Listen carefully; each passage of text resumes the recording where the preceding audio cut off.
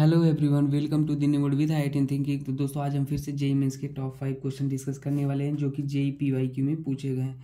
इन क्वेश्चनों के थ्रू मैं to the point चीज़ें बात करूंगा, कम समय में ज़्यादा चीज़ें आपकी रिवाइज हो जाएंगी और जो भी ट्रिक टेक्निक होगा वो सारी चीज़ें मैं सिखा दूंगा आपको।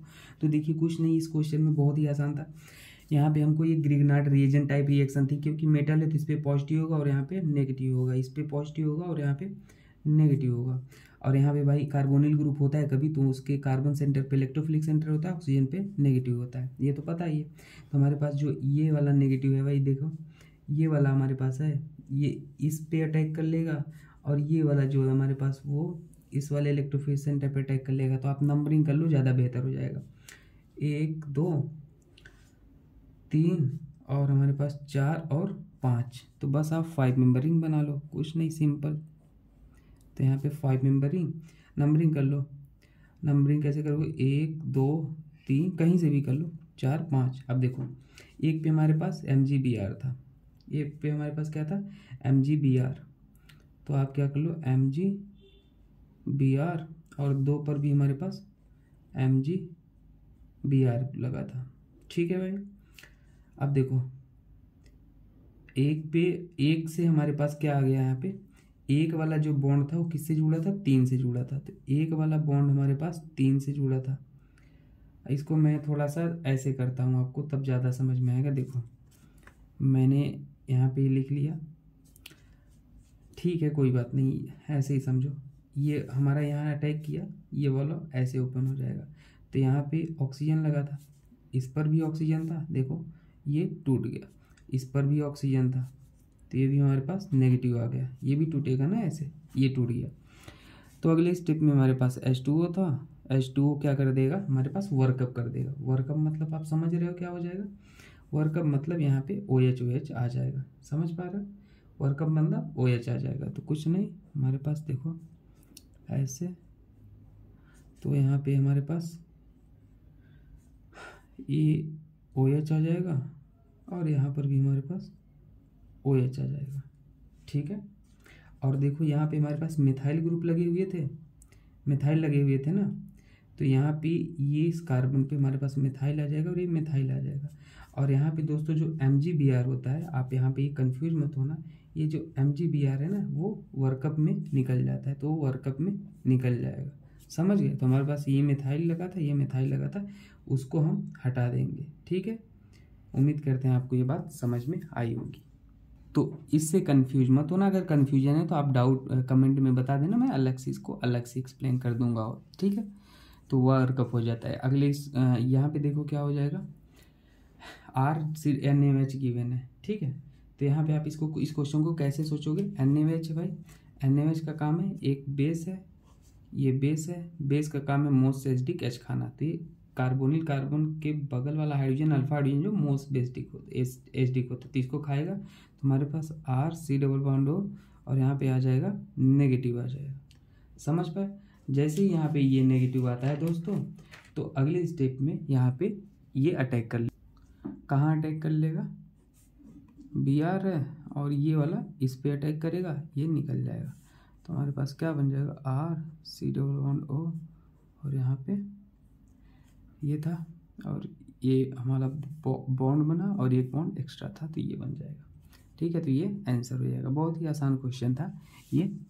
देखो, ये वाला क्वेश्चन है, टॉलेंस रिएजेंट से अगर रिएक्शन होगा तो क्या हो जाएगा? भाई कुछ नहीं, सिंपल, ये टॉलेंस रिएजेंट AgNO3 क्या कर देगा पता है आपको? एल्डिहाइड को एसिड में चेंज कर देगा, हमेशा याद रख लेना। दिखने में डरावना लग रहा है पर है आसान। H और इसको हमारे पास क्या कर दिया? एसिड में चेंज कर दिया। अगले स्टेप में NaBH4 है।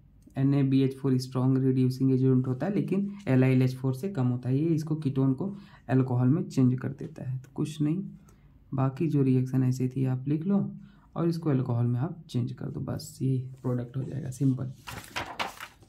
अगला क्वेश्चन है, ये भी अच्छा क्वेश्चन था। HCN है और 95% H2SO4 है। तो HCN का काम है, न्यूक्लियोफाइल है भाई, दिख रहा है।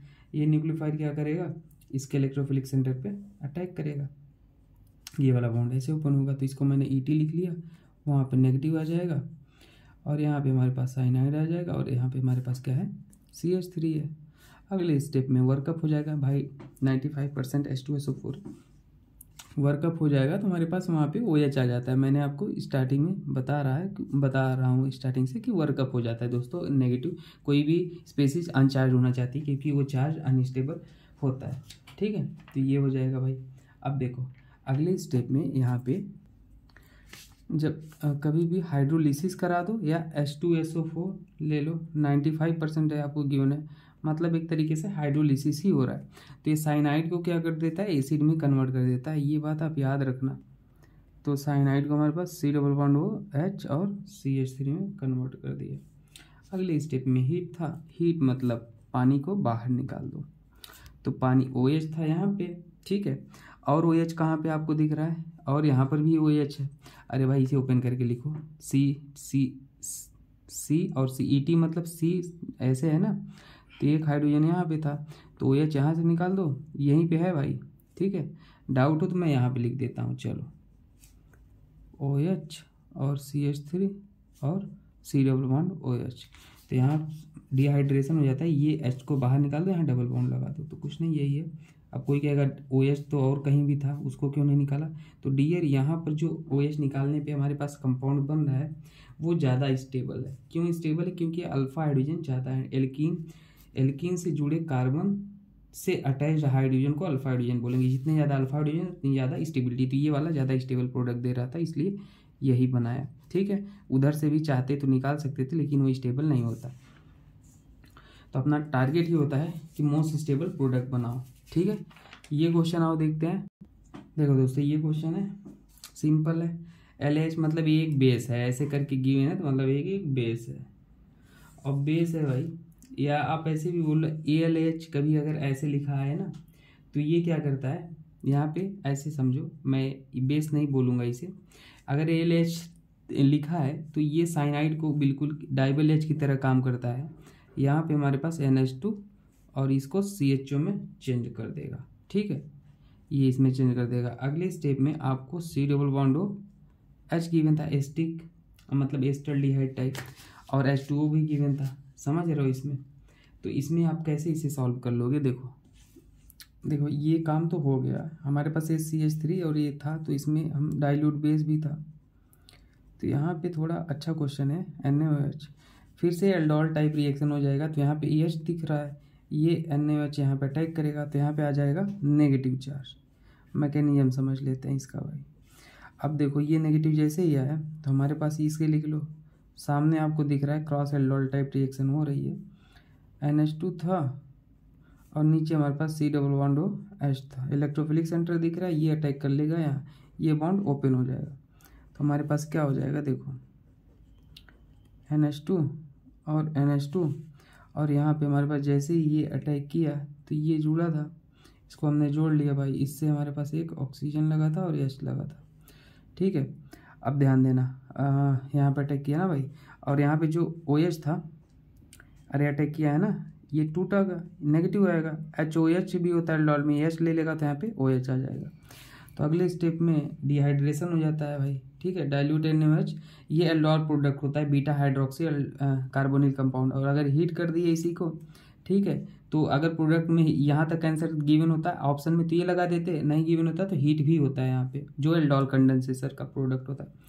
तो हीट करने पे हमारे पास पानी बाहर निकल जाता है, मतलब यहाँ पे H है, ठीक है, तो यहाँ पे OH है, और हमारे पास कहाँ पे H दिख रहा है आपको, देखो, और आप कहाँ से H निकाल सकते थे, C+O, ये भी तो H है। तो देखो हमने क्या किया, लेकिन alpha beta unsaturated carbonyl compound हमें बनाना था। तो देखो हमने थोड़ी सी गलती क्या की है, जैसे ये वाला यहाँ पे अटैक किया 1 नंबर 2 नंबर, तो भाई ये वाला अटैक किया ना पोजीशन, तो मान लो 1 2 अटैक किया है, तो ये हमारे पास क्या हुआ, ये 2 नंबर है, ये 1 नंबर है, बाकी ये वाला बॉन्ड कहाँ गया, तो इसे और आगे बढ़ा के लिखना था। ये अब सही है, ऑक्सीजन और H। ठीक है, तो अब देखो अब ज़्यादा बेहतर समझ में आएगा, हमने नंबरिंग गलत कर लिया था। तो 1 ऐसे और फिर OH था, ये 2 है ये 1 है, नंबरिंग कर लिया करो OH। तो यहाँ पे जो H था, ये H और ये H बाहर निकल जाएंगे, तो यहाँ पे डबल बॉन्ड आ जाएगा। तो एल्डोल का जो प्रोडक्ट होता है alpha beta unsaturated carbonyl compound होता है। एक ऑप्शन तो ऐसे ही आप टिक कर सकते हो, ठीक है, कभी भी अल्फ़ा बीटा अगर एक में ही है और एल्डोल हो रही है तो अल्फ़ा बीटा वाला प्रोडक्ट होगा। तो ये देखो, ये alpha beta unsaturated carbonyl compound, तो ये प्रोडक्ट हो जाएगा एल्डोल का। ठीक है, तो ये था आंसर। बाकी प्लेलिस्ट में आप ऑप्टिकल, ज्योमेट्रिकल, आइसोमेरिज्म, कम समय में ज़्यादा चीज़ें मैंने बताई है, वहाँ पे देख लेना। ठीक है, थैंक यू दोस्तों। और ट्रिक एंड टिप्स का प्लेलिस्ट है, पूरा इनऑर्गेनिक नहीं पड़ जाएगा, ट्रिक में सारे एक्सेप्शन को इंक्लूड करके। Okay, thank you.